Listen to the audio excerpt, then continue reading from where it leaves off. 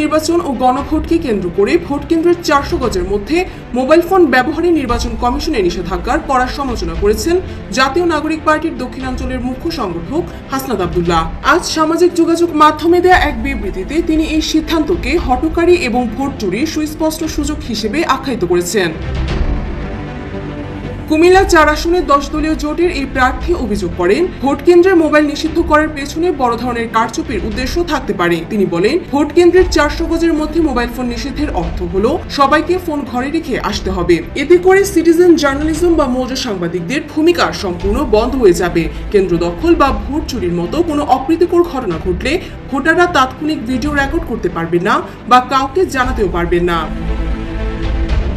তিনি আরো বলেন, সিসি ক্যামেরা থাকলেও তা অনেক সময় তাৎক্ষণিক ফল দেয় না। ব্যক্তিগত ফোনের মাধ্যমে সাংবাদিক ও সাধারণ মানুষ যেভাবে অনিয়মের চিত্র তুলে ধরতে পারেন তা অন্য কোনো উপায়ে সম্ভব নয়। নিরাপত্তাহীনতার ভয়ে অনেক ভোটার কেন্দ্রে আসতে নিরুৎসাহিত হতে পারেন বলেও তিনি আশঙ্কা প্রকাশ করেন।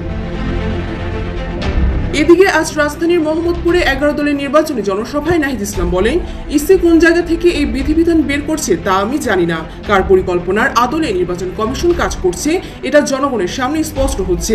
তিনি বলেন, আজ সন্ধ্যার মধ্যে এই বিধিবিধান পরিবর্তন না করলে মঙ্গলবার নির্বাচন কমিশন ঘেরাও করা হবে।